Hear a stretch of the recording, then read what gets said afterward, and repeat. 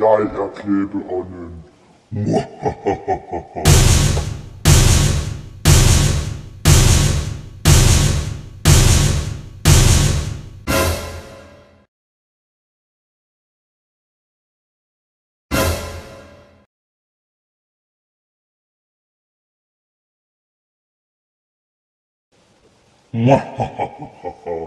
Nu har jeg besat denne.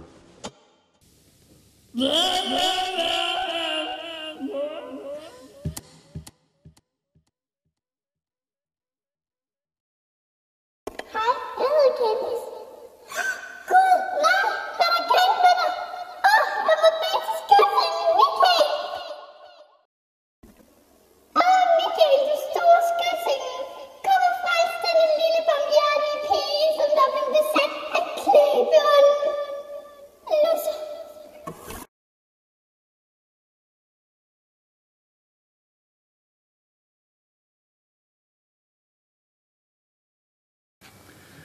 Du har nu hidkaldt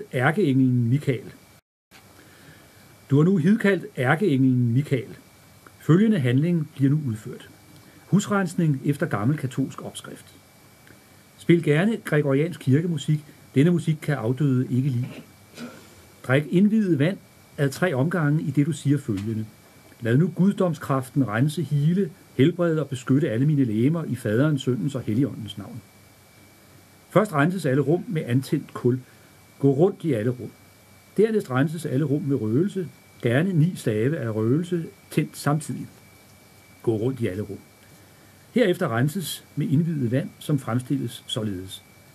Tag en skål med vand, anbring hænderne omkring skålen og bed om, at vandet må blive indviet i faderens, søndens og helligåndens navn, i det du gør korsets tegn 9 gange over vandet. Tag herefter en skål med salt og gentag proceduren. Tag så saltet og bed om, at vandet må blive indviet i faderens, søndens og helligåndens navn, i det du drysser saltet ned i vandet som et kors. 3 gange 3, i alt 9 gange. Vandet bliver tungt og blødt. Du renser et rum ved at stænke indviet vand i hvert verdenshjørne, mens du gør korsets tegn. Det indvidede vand ligger ligesom en bræmme af ild omkring huset, som afdøde ikke kan træde over. Nu forsegler du alle døre og vinduer med en krystalstav, som du gør korsets tegn med.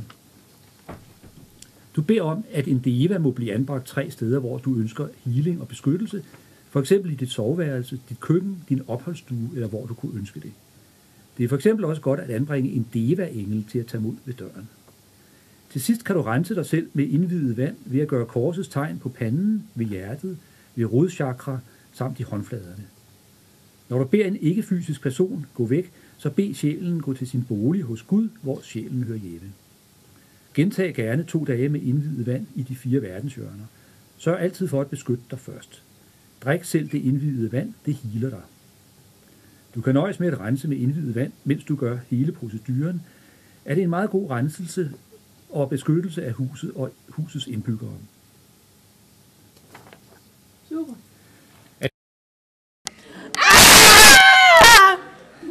Tak, du store Michael, fordi du reddede mig fra klæbeånden Lusse. Jeg er der evigt taknemmelig.